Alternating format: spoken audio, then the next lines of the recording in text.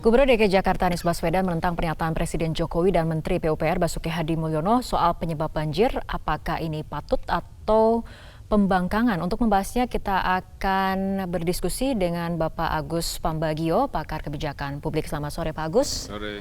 Mengenai ada gambaran yang kemudian mungkin dilihat publik ketika masa-masa menangani banjir evakuasi adalah adanya ketidaksamaan pandangan antara daerah dan juga pusat. Bagaimana Anda menilainya? Ya, menurut saya sih tidak patut lah ya ditontonkan kepada publik, kan bisa dipanggil atas gitu. Ini kenapa? Anda sendiri melihat ada perbedaan pandangan gitu? Iya, satu menolak ini, satunya gitu. Tapi begini, saya melihatnya masing-masing kan sudah diatur. Tugas dan kewajibannya itu ada peraturan yang mengatur. Tupoksinya Menteri PUPR kan mengatur DAS itu, daerah aliran sungai. Itu kan harus diatur. Kiri kanannya tidak boleh ada bangunan dan sebagainya. Dan itu memang harus dilakukan.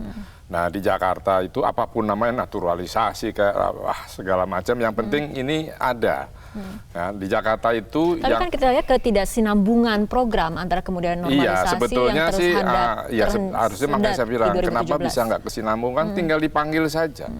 Misalnya Presiden lah, panggil Menteri PUPR, panggil Menteri ATR, Menteri KLHK, Menteri dan Gubernur. Ini mau diapakan? Sudah mau musim hujan, gitulah kasarnya. Ya, tapi kembali lagi, memang daerah aliran sungai itu anggarannya dan tugasnya ada di Kementerian PUPR. Jadi dia bangun dari atas, nanti dia bikin danau, mau bikin situ, mau bikin apa. Untuk mengerem aliran supaya tidak ke Jakarta banyak. Tapi kan kemudian ketika masuk di Jakarta ini menjadi kewenangan dari pemerintah daerah untuk membebaskan lahan. Iya, betul. Dan masalahnya kan Anies tidak mau menggusur.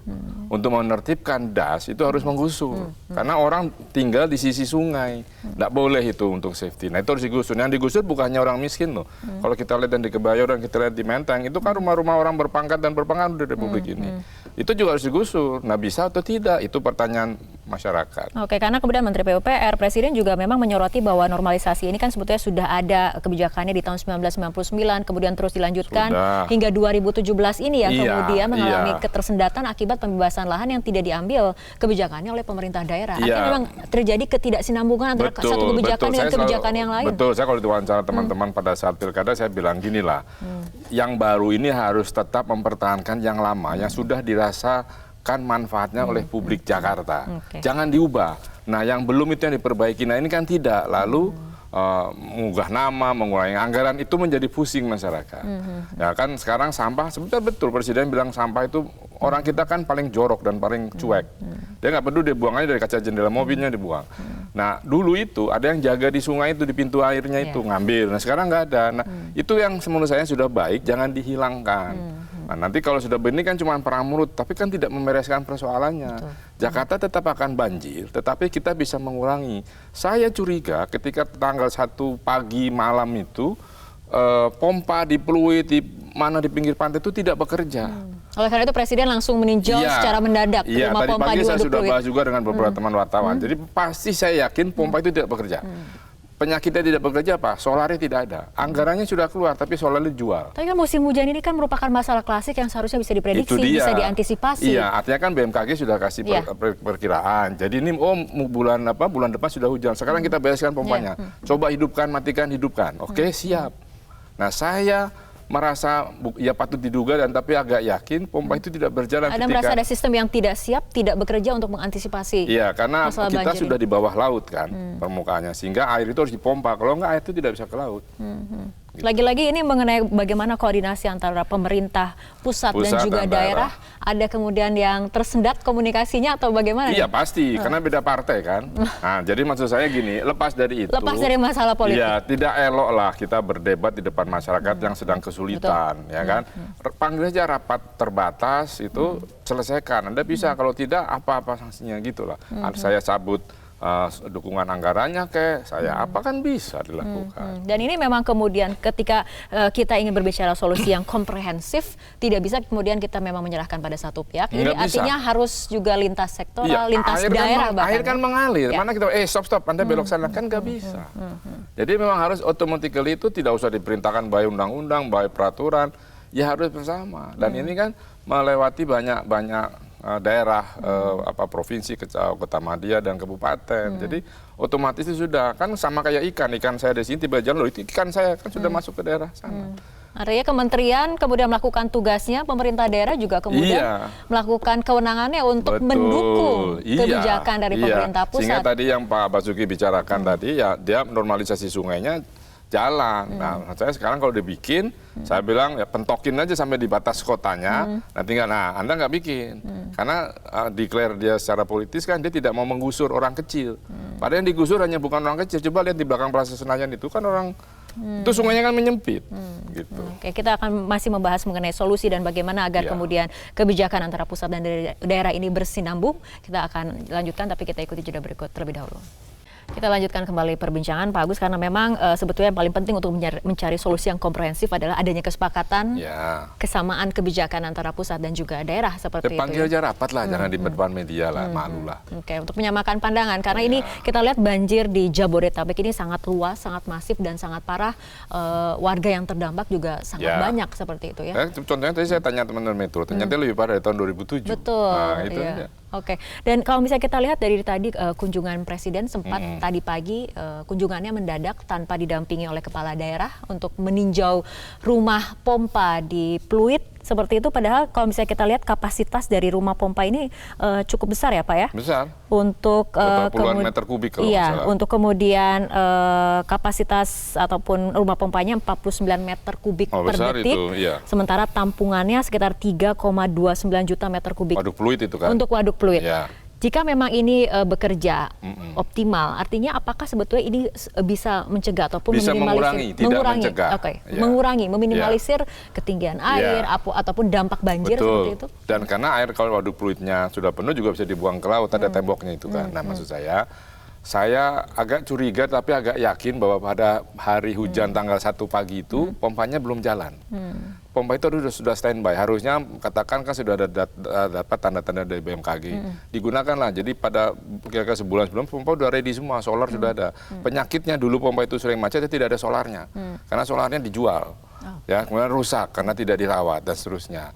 Nah, kenapa Presiden datang tadi pagi? Pasti insting dia juga gitu. Saya tengok saya kasih pompa dulu, bangun untuk supaya ini, kemudian dia tahu bahwa itu kan turun. Kok ini nggak turun? Makanya dia ke sana. Oke, dan ini juga harus dipastikan memang bekerja dengan baik. Apalagi kita dengarkan data dari BMKG. Saya nggak tahu bekerja baik atau tidak pada malam itu. Oke. Saya itu ke beberapa teman wartawan sih, tolong tanyain waktu itu, tapi saya belum dapat jawaban. Oke, tapi kita harus pastikan memang itu bekerja dengan baik, karena menurut data BMKG sendiri untuk sudah dikasih tahu berapa lama, puncak hujan sendiri kan di Januari masih ada potensi hujan dan puncaknya diprediksi Februari, artinya memang harus dipastikan betul-betul. Kan Bu Kepala BMKG televisi terus kemarin pas hujan. Itu. Artinya data-data ada dari kemudian dari pihak-pihak terkait, BMKG, BNPB, Pawang hujan juga punya data pasti. Oke, itu artinya harusnya bisa diolah dan diprediksi ataupun agar diambil langkah antisipatif seperti itu ya Pak Agus? Sangat bisa dan harus, karena kan nggak bisa kan ya. Lalu apa kerjanya kalau enggak? Jadi ya itu harus satu lagi juga tadi yang sampah itu sekarang saya belum melihat lagi petugas yang nungguin di pintu air ataupun di sepanjang sungai yang dia akan mengambil kalau ada sampah yang lewat. Tapi kalau mengenai sampah, Pak Anies kan mengatakan banjir terjadi juga di bandara, kan tidak ada sampah di situ. Nah, kalau yang bandara mana? Yang Halim. Itu karena pembangunan infrastrukturnya menutup sebagian besar dari drainasenya, ya kereta cepat. Ya, yang sekarang masih aktif di daerah Halim dan sana itu kan kereta cepat. Itu kan dikeduk segala macam kan rusak. Harusnya kan idealnya begitu dia pancang tiang, satunya harus dibuat sumur resapan gitulah, kurang lebih bodoh-bodohnya. Tapi kan enggak. Jadi drainase di jalan tol ini ketutup. Lalu di daerah sana juga sudah banyak daerah yang sudah ditinggikan. Ya kan, dari lebih tinggi dari jalan. Nah, itu kan berpengaruh semua. Oke, agar kita nantinya melangkah ke depan, move on seperti itu ya Pak Agus. Artinya solusi yang sebetulnya harus terus dijaga kesinambungannya program ini seperti apa? Apakah dengan koordinasi? Iya, kan kalau kan semua ada HP kan koordinasi ini Anda gitu kan gitu saja. Ya kan begini. Program tanpa koordinasi akan menjadi sangat sia-sia ya? Sangat sia-sia, kan kita boleh salah 1 kali. Tapi ketika 2 kali salah pada hal yang sama itu kan keledai. Ya gitu-gitulah kurang lebih. Jadi maksud saya koordinasi saja mau diapakan. Apa yang perlu, yang ini menghadapi banjir. apa yang ini, daerah mana yang rawan, coba Pak Menteri PUPR mana, coba Pak Gubernur di sini mana yang belum dinormalisasi, berarti di titik ini. Normalisasi dengan naturalisasi, apakah ini juga kemudian istilahnya harus disamakan atau tidak? Satu istilah istilah teknis atau istilah politis kan kita nggak tahu. Normalisasi saya taunya pemain bola. Saya nggak tahu kalau sungai ada di naturalisasi. Itu kan pemain bola. Tapi ya itu istilahkan aja. Yang penting kan intinya adalah untuk membuat sungai itu lebih lancar, lebih mudah, lebih banyak menampung airnya. Kan harus dikeduk, dibersihkan dan segalanya. Kalau belok-belok diluruskan, dilebarkan. Yang penting lurus karena air semakin belok-belok itu kan menghambat. Tapi kemudian kuncinya adalah pembebasan lahan tentunya ketika normalisasi. Tidak ada normalisasi di Indonesia ya. Tidak ada normalisasi sungai tanpa menggusur, nggak ada. Karena mereka membangun persis di bibir sungai, itu nggak boleh. Kuncinya ada di pemerintah daerah atau pemerintah daerah? Pemerintah daerah, pembebasan tanah itu adalah tugasnya pemerintah daerah. Anda mau bangun bandara, yang pemerintah daerah harus membebaskan tanah. Kalau nggak akan mahal sekali. Ya sering terjadi biar cepat ya sudah APBN masuk seperti itu. Tapi intinya normalisasi ini harus menggusur. Yang digusur bukan hanya orang miskin, saya katakan tadi, yang di hidup daerah kumuh, tetap yang kayak seperti yang di mana Kampung Melayu dan sebagainya. Tapi di Kebayoran di Menteng itu kan sungainya sudah menyempit, kan harus dinormalisasi. Berarti itu juga harus digusur. Tapi sudah 2 tahun kemudian tersendat. Apakah menurut Anda ini waktunya pembicaraan mengenai pembebasan lahan ini jelaskan besok. Harus di... Iya besok tahun ini kan akan hujan lagi tuh nanti berberan itu 7-8 bulan ini mau ngapain? Itu harus dideteksi keras. Ya kalau bisa diambil, tadi ada Pak Luhut yang biasa membereskan persoalan, ya silakan Pak Luhut pimpin semua menteri, ini mau diapain ini barang. Gitu. Termasuk kemudian memanggil kepala daerah, karena kemudian kalau misalnya kita berbicara mengenai mekanisme pengendalian banjir juga ini kan harus lintas daerah, ada beberapa provinsi yang kemudian dilewati aliran sungai ini. Kota, ada kabupaten, ada provinsi. Minimal kan 3 provinsi, Banten, Jawa Barat, Jakarta. Kan kalau kita lihat peta Jakarta, karena sungainya ada 13 itu tadi. Tapi artinya ya harus dikerjakan koordinasinya. Kok susah amat gitu loh. Nggak usah menang-menang sendiri lah, nggak usah marah-marah, nggak usah. Jadi trending topik ini musim macam-macam. Tadi saya lihat ada salah satu dirutnya BUMN naik getek gitu, begini kayak mau dilarung gitu-gitu kan. Padahal airnya cuma semata kaki gitu. Itu jadi jangan yang aneh-aneh gitu lah. Apa yang kemudian membuat fokusnya menjadi sedikit bergeser ini? Apakah karena tadi lagi-lagi bagaimana pernyataan-pernyataan salah satu ataupun... Saya kok merasa ini kubu 1-2-nya masih jalan gitu. Dan itu seharusnya tidak boleh terjadi. Tidak boleh lah, udah selesai ya sudah, Iya. Artinya langkah terdekat menurut Pak Agus untuk kemudian kita mencari solusi, karena kemudian prioritas utama tentu adalah keselamatan warga. Master plan-nya kan sudah ada. Ya itu kerjakan aja. Nah ini master plan-nya kan sebetulnya sudah ada sejak lama mengenai pengendalian banjir. Sudah. Implementasinya yang kemudian selalu menjadi tantangan. Kan kita rajin membuat aturan tapi tidak rajin melaksanakan. Sama. Jadi kita membuat master plan kayak apa namanya, blueprint kayak apalah. Tetapi itu dijalankan. Nah itu tidak dijalankan, salah satunya tidak dikerjakan naturalisasi tadi, ya kan? Yang di sini kenapa lambat bikin waduknya atau bikin tampungan airnya? Oh karena uangnya dipakai untuk bangun jalan tol. Misalnya kan bisa saja saya nggak tahu. Ya maksud saya tapi itu targetnya kan ada. Nah kenapa terus diem gitu? Yang satu nggak bangun ini, saya juga nggak bangun. Lo bangun dulu yang dari selatan. Dia bilang, tapi ya dari selatan. Ya. Saya tunggu dulu dong kalau udah nyampe, ya kan nggak gitu. Lagi-lagi ini koordinasi dan juga komunikasi. Artinya tidak hanya daerah dengan pusat dan sebagai... komunikasi petinggi di media itu nggak baik. Loh ini gimana nih gitu. Saya melihatnya, kurang kerjaan. Kayak kenapa sih panggil rapat aja gitu. Ya karena kemudian banjir di Jabodetabek ini soalnya seperti normalisasi yang terhambat, hasil naturalisasi juga belum terlihat seperti itu. Dan kemudian kenapa jadi beda? Saya nggak pusing naturalisasi, normalisasi, whatever namanya, tapi itu harus dikerjakan. Ya tugasnya masing-masing kerjakan. Karena yang menjadi korban adalah warga sebetulnya. Ketika kemudian para petinggi masih belum terjadi kesepakatan ataupun kesamaan pandangan. Karena menormalisasi atau naturalisasi sungai itu harus menggusur, nggak mungkin. Karena sungai aslinya jadi sempit. Nah supaya lebar lagi gimana? Kan digusur.